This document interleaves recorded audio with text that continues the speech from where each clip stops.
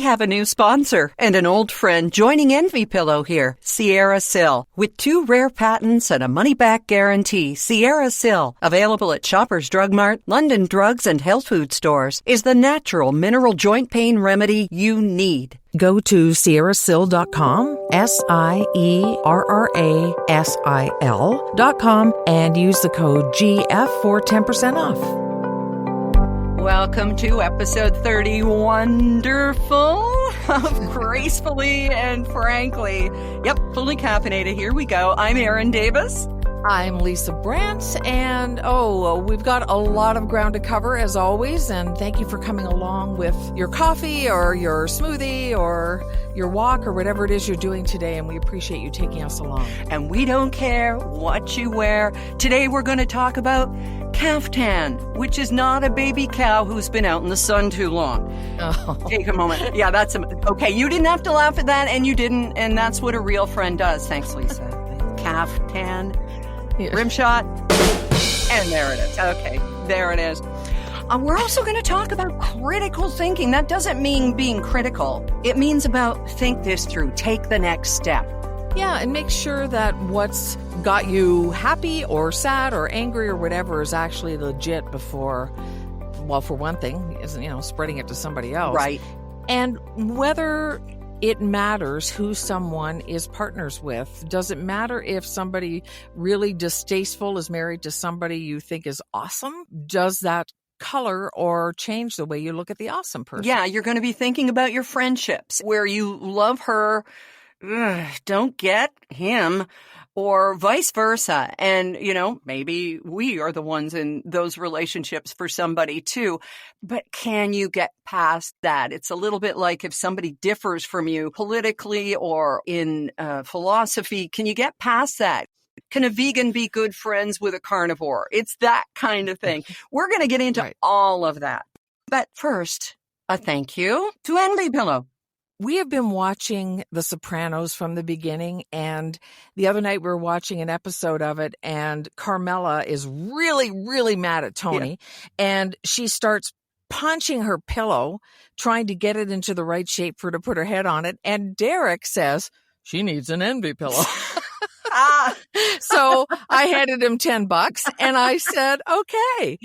But he's right, because the Envy Pillow is already shaped perfectly for your head and your neck and to keep the pillow off your face, and you don't ever have to pulverize it or move it or smush it or anything like that, and it's got that perfect shape. Oh, Tony Soprano should have had the Envy Pillow. Maybe his life would have turned out so much differently. He would have had a good night's sleep. Maybe. He would have got in touch with his inner guy in the bathrobe by the pool watching the ducks instead of, doing what Tony did. But, just so you know, there's a guarantee that comes with your pillow, right? And it'd be a shame if anything happened to that pillow of yours. So free shipping. It doesn't come in a bowling ball bag. Never mind. I went deep there and dark, but Envy Pillow. But what I was going to say is, because you're friends of ours, go to envypillow.com and use the phrase that pays, GF. You will get 10% off of your purchase from the Envy Pillow. I went from New Jersey to, I don't know where I went. You went to Bugs Bunny Villain. Shut up before I shut you up. Right? The hell was that? No, let's stick to doing the podcast. Okay. Thanks, envypillow.com. We love you. And here we go.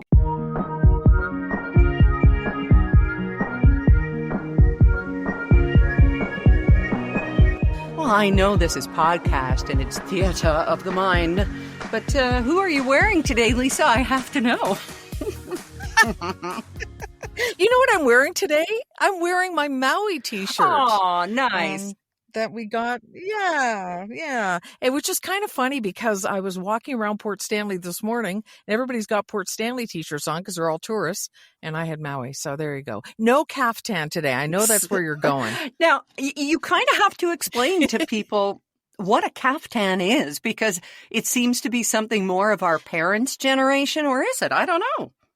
I think it's also a climate thing. it seems to be in the sort of resorty areas you wear a caftan. So now that I've got one, I'm noticing how many other women are actually wearing them and rocking them. So a caftan is kind of just like a long, loose dress, and it can have pockets, mine does, or not. It can have long sleeves, short sleeves, kind of flowy sleeves. And it's just sometimes has a drawstring in the middle, sometimes doesn't.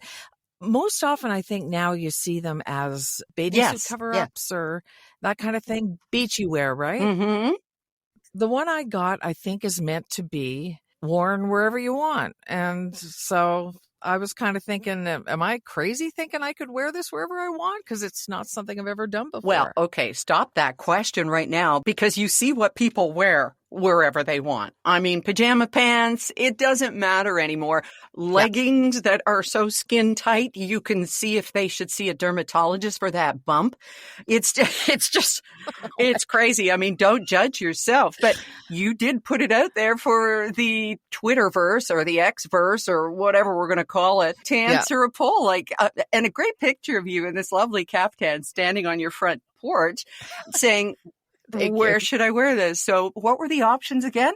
So the options were at home only, out to dinner, thrift shopping. I don't know why I said that. And somewhere else. And I had a number of people reply anywhere you want, including you, Miss Erin, anywhere you want to wear it, right? And that was sort of a somewhere else, I guess. Yes. Is the category it would fall under. At home only had the most votes.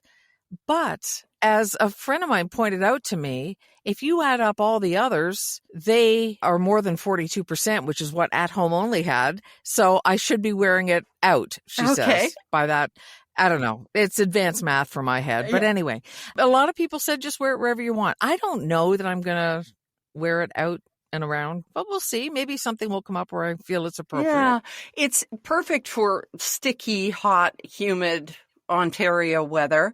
Here, it fits in with the BC, green vibe. And I used to, I don't know, when Mrs. Roper wore it on Three's Company or the Ropers, the series that they went on to, and they were promised if it didn't work, they could go back to Three's Company, but then they had hired Don Knotts, and so there was no place for Norman Fell. But obviously, I've been doing too much research on the Ropers. What did you think when Mrs. Roper was wearing it? Well, to me, Mrs. Roper at the time, I mean, we were pretty young when that happened. So teenagers. So she seemed like a woman who had kind of given up. Well, that's what I kind of like. She kind of thought, I can't count on zipping anything up. So I'm just going to wear this flowy thing and I'll be comfortable. And it was just sort of a casual, I don't know. That's how I looked at it when I was a teenager. Now I look at it and I go, dang, that's comfortable. Yeah. And is comfort giving up? I don't think that it is. It's like when our mothers or grandmothers used to walk around the house with what they called a duster, which was the sort of knee-length, my mom wouldn't have been caught dead in one, but a knee-length house coat that zipped from bottom to top, and you kind of picture on top the curlers and the cigarette. But now, you know what? If you want to wear the caftan, you have to be careful, though, because sometimes the openings under the arm can go down quite low and it shows the bra. So what? As my mom used to say, it's clean and it's paid for. So she didn't care if it showed. But you may give a little bit more of a show than you're expecting to. So just be careful that the tent flaps are closed, as it were. Does that make any sense? It makes perfect sense. Yeah, it's funny how your mind changes. Like I used to squish my feet into shoes that were uncomfortable because I thought that's what I need to wear, all those kinds of things. And now it's like, it's all about comfort, and it is definitely not giving up. But as a teenager, who started dieting at the age of 13, that's just sort of how it looked. I always looked to be Arthur. I loved the way as a tall woman she dressed. But my parents, now this is where they came from. Dad said, she must have a colostomy bag or something that she's hiding with those big boxy clothes. And I said, no, Dad, it's a style. And I loved that style, and I love it to this day. I think B. Arthur was way ahead of her time. But then you can picture Rue McClanahan or wearing her caftan around the house, too, on Golden Girls. So, Yeah, that style of B. Arthur is totally my grandma, my dad's mom. And so whenever I saw that kind of outfit, it always warmed my heart to think of my grandma. I'd never thought of her as fashion forward. And I have to tell you, Lisa, every time I get dressed and I think, oh, my shorts are showing all of these elephant saggy legs now, because of aging and all that stuff. They're not short shorts by any means, and we've tried to lengthen them. God bless Rob with his sewing machine last week, and it just didn't work. He made bell-bottom shorts by accident. May that never become a thing. But your words echo in my ears. They're not looking at you. It's true. We're 60. I think it's true at almost every age, though, as far as, unless you're in a clique of, young girls and you're all judging each other or something. But I just think the things that we fixate on as negatives don't cross other people's minds, no matter what. Maybe they do here and there, but not by and large. They're worried about themselves and their shorts and their legs. They're not worried about you. Exactly. It's not about us. Well, this podcast is, but it's absolutely. about everybody else. It's about everybody listening, of course. Yes.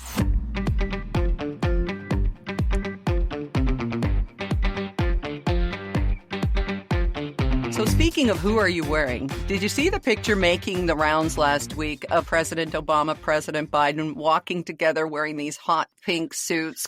Yeah. In honor of Barbie. And it was a cute picture, but it wasn't a real picture. No. And my BS detector went off right away, but I checked the source of everything, right? Like, I'm skeptical to a fault. You probably are too. But a lot of people, the Barbie haters, who would get so upset about a movie? Honestly. They thought it was real. Yeah, and it couldn't have been because, did President Obama come back to the White House to walk with Joe Biden during this week after Barbie? There are so many things that you have to check off in your brain before you go, oh, that's a picture. I'm going to get emotionally invested in this and think this is really cool, or I'm furious. This is worse than Obama's tan suit. That's tongue in cheek. But the critical thinking that has to go on all the time now is just, it's literally mind-boggling. Somebody wrote something that I thought was brilliant, and it's, if it provokes a strong reaction in you, positive or negative, that's your clue to go check out the source of it, because it could be fake either way. And the outrage industry is huge, right? It is. People live for clicks and to get you upset about stuff so that you'll go down the rabbit hole looking for more. Mm-hmm. I thought that was a good guide. And there are the algorithms that will feed you more of that too. That's the thing. If you're interested in it, if you click it, if you like it, then Zuck and Musk and all of these terribly named colognes will come back and say, ooh, have some more of this. I'm farming your rage. Yeah. Let's do some more of that. So it came home for me a couple of ways this week. We were at a dinner party, and the topic of Oppenheimer, which 6 of the 7 of us had seen right after its opening weekend, which is really something for people who are 60 plus, what it takes to get us to a theater.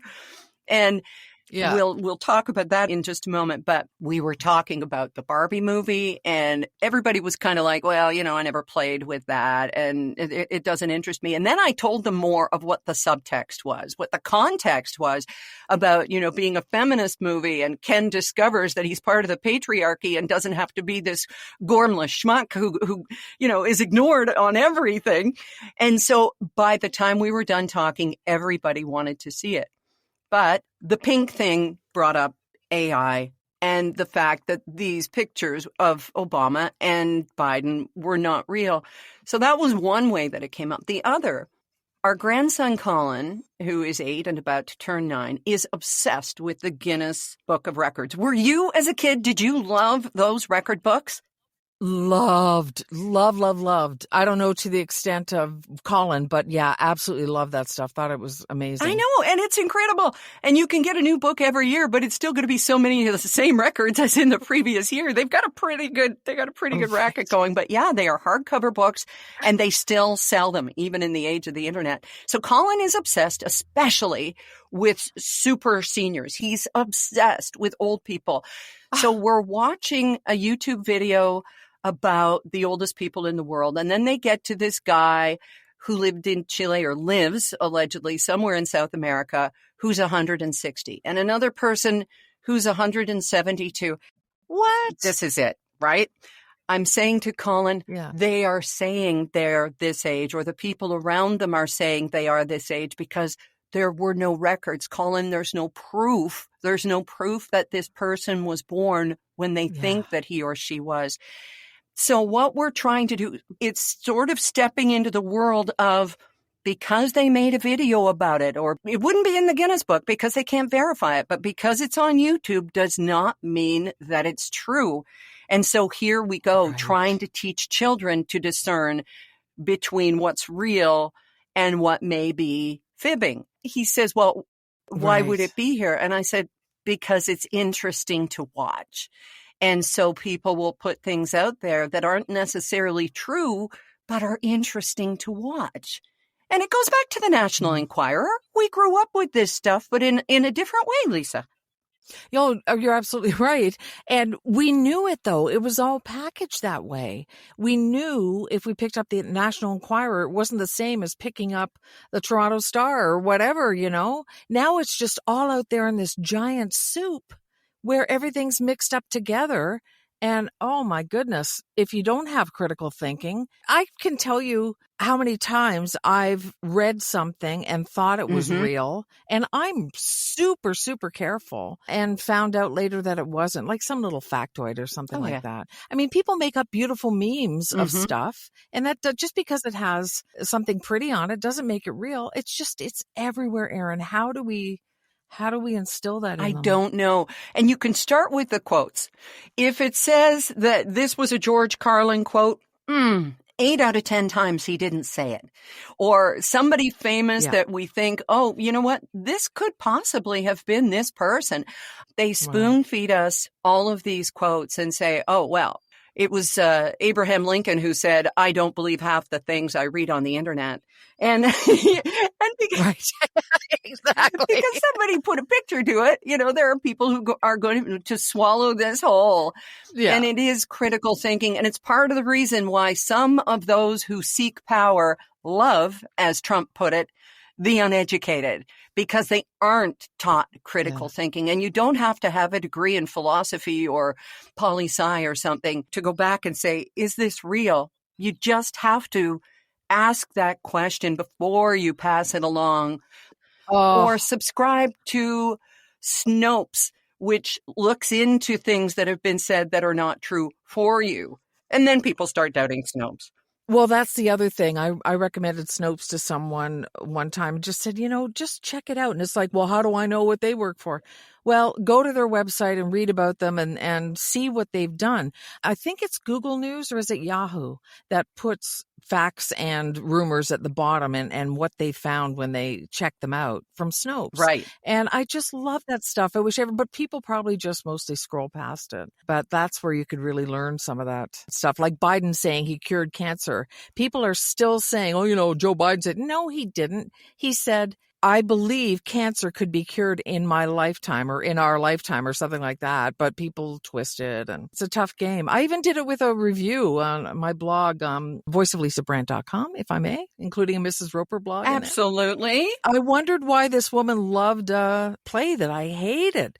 And then I realized, okay, so she's a fellow actor who works with all the actors, and she's embedded in theater, and I get it. I understand, but she didn't have to go as drippy as she did because it was really bad.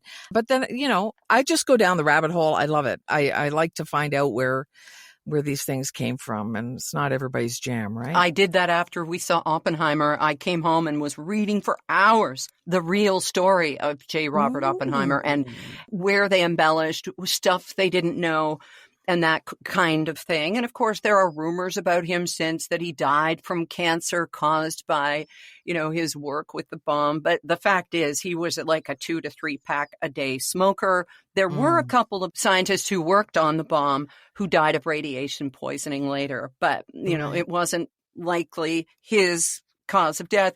And there's so many things that you can look up about it that are fascinating as well. But I thought your review thing was really interesting because you and I both in radio were in the position of being given, mostly by Mirvish, tickets that you either couldn't get your hands on or cost way too much on a radio performer's salary to go and see some of these things. One of them I went to see in Washington, D.C. And Nice. you really feel like you're going to have to not say, don't spend the $200 on tickets because it's really not that good. You're in a hard position there. It is a hard position, and you want to be authentic and honest, but at the same time, there's an implied quid pro quo there, right? Like, we'll do this for you, but even though nobody necessarily says you better say nice things, it's just implied. You understand it. And I always felt uncomfortable telling people to spend money on something I had seen for free. And so I wasn't your best reviewer in the world. I was always kind of wishy-washy, and maybe that's not so bad. Maybe that's where the line is. I'm kind of in the middle. I don't know. I would say to the guys when I came in the morning, we really don't need to talk about that one. Yes. Like Happy Days, the musical, or Staying Alive, whatever that thing was that they tried to do. It was, they were just so awful. And I couldn't possibly say that. I'm not Richard Azunian. I'm not a real critic. And these companies like, say, Mirvish or whatever would spend a lot of advertising dollars on our radio stations too. So there was always that. So always know if the critic has skin in the game before you believe what they say. And that's why before I talk at a dinner party about how good Barbie is supposed to be, it's because I've read the New York Times. It's because I've read critics who actually matter and not some blogger in his mom's basement. Yes. It really does matter where your source is. All goes back to critical thinking. Yeah. Oh, can't wait to hear what you thought of Oppenheimer. After we've just talked about don't believe anything anybody says, I will tell you because we spent the money. Oh, yes, we did. Yes. I can't stop thinking about it, Lisa, and I want to go back. I saw it in IMAX because it was so recommended, and I'm glad that we did, but we didn't have very good seats. So I think that really kind of tainted the whole experience for us. But that having been said, it was an incredible story. There are jumping timelines, and if you're not paying close attention, you could get yourself a little bit lost. But what a story, what performances, and it didn't feel like medicine. As I said last week, some of these historical movies, biopics, can often feel like, I should go see this. It's good for me. But no, it was incredible, I thought. And worth every minute of 3 hours. I only looked at my watch because the guy in front of me was seated so far back in his kind of rocking chair that I was pinned in. And it was like a matter of kind of trying to shift my long femurs in the seat. And I had to pee. Don't get the big pop for a 3-hour show. When am I going to learn? But I have to tell you, Lisa, two things. First off, our theater ran out of Coke Zero. And that's because there was a female-based movie taking over the Cineplex. This happened everywhere. It happened at AMC's all through the States. There were no Diet Cokes left because all the Barbie women wanted Diet soft drinks. Isn't that a fascinating tidbit? That is. I know. It is. And if I'd been out there selling diet candies, I could have made a fortune, Jerry. Okay. So there was that one thing. Diet sodas sold out. The other thing was, and I'm not giving anything away, but I had this moment where the devil on my shoulder was saying, do it. And the angel was reaching over and putting a hand over my mouth. At the very end of Oppenheimer, there is this visual that we've seen already in the film. And again, I'm not giving anything away of what could happen if the bomb went wrong and, kind of fire spreading across the globe. And honestly, we see this on the nightly news with climate change. But this visual of fire spreading across the globe, and then it's all silent, right? And then the title, Oppenheimer, comes up, and it's all black, and it's very silent, and everybody's thinking. And I wanted to yell, that wasn't Barbie!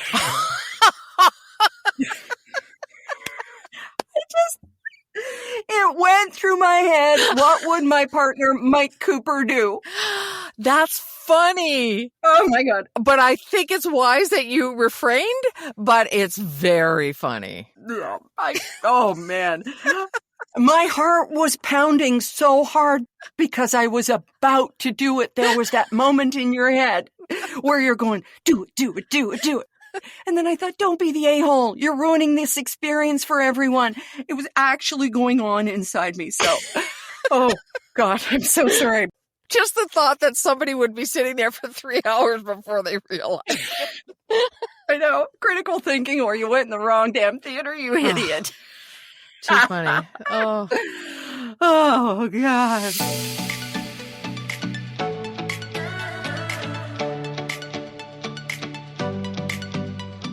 Okay.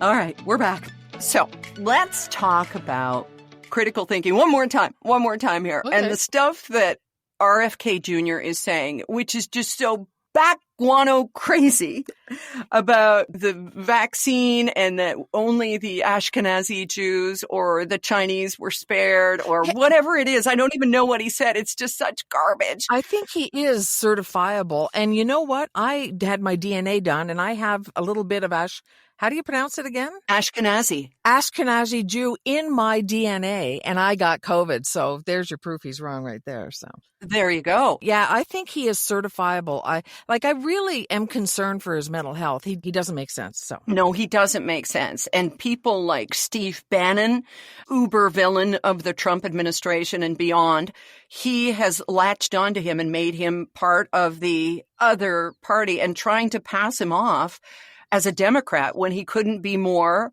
back guano crazy and is actually a tool for the Republicans. But that's not what I meant to bring up here. What I'm talking about with RFK Jr. is his marriage to an actress I love, Cheryl Hines, who plays Larry David's wife on Curb Your Enthusiasm.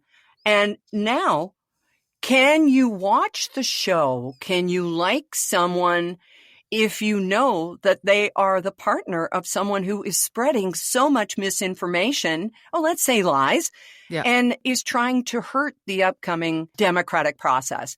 Can you separate one spouse from the other, and not just in Hollywood or in politics, but in your own life? I mean, they're well aware of this. RFK offered to announce that they're separating to keep her separate from everything. And she put out a thing on Twitter, saying his views aren't mine. But I don't think it matters if they're staying together. She's got to support him in some way, right? Mm-hmm. I don't watch Curb. I'm aware of it, and I certainly know who she is. But I think I would watch it thinking, you're married to cuckoo nuts. Does it change your mind? It does, because I like to think that she entered the marriage well. I mean, the chance to marry a Kennedy is probably a pretty big feather in your cap for some people. His last marriage ended very tragically. Oh, yeah. And so she went into this eyes open. I mean, who are we to judge anybody for who they love? But do you have anybody in your life like that? And you don't have to name names. We're probably already in trouble for several things over the past 31 episodes of this, where you love one half of the couple and the other half you just like, why are you with this jerk? Yes, as a matter of fact, I can think of a couple where that's the exact case. And if anybody I know and socialize with is listening, it's not you. I promise you it's not you. Blanket statement. But it's honest too, because they would never listen. But yeah, it's kind of like that. And you know that to get the good person, you need to spend time with the other person. And there's history between my husband and them and all sorts of stuff, and I say this fully knowing that there's probably someone who feels that way about me. So I'm not on any high horse or anything, but I do feel that way. But it's worth it to make that compromise.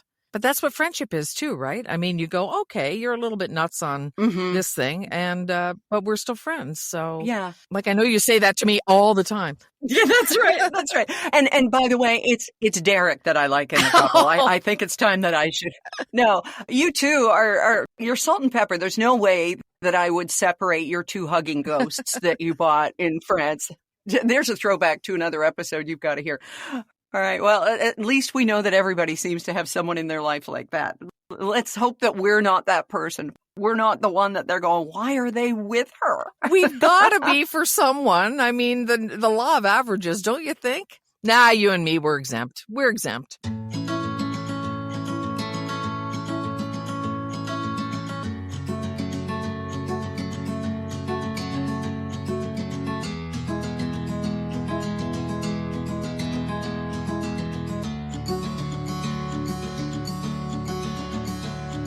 Well, I want to take a second and congratulate you, and I guess us, on hitting 40,000 downloads for this little podcast that could. Yeah. So many people start podcasts and abandon them or whatever because they don't get, immediate results. And this isn't a millionaire making venture by any means. It's a little tiny cottage industry, but I'm proud of us. Yeah. For sticking with it and we have the best listeners. No one's paying me to say that. That's right.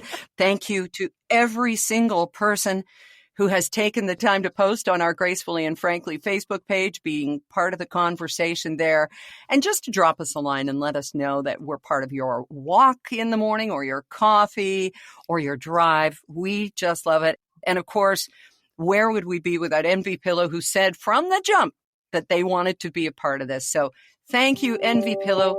Thank you, Lisa. This is the most fun I have all week. I can say that in all honesty. Me too. Hands down, it's the most fun I have all week. Derek, sorry. We have such sad lives. On that note, let us bid you adieu, and we will be back with you next week. I'm Erin Davis. I'm Lisa Brandt. Bye.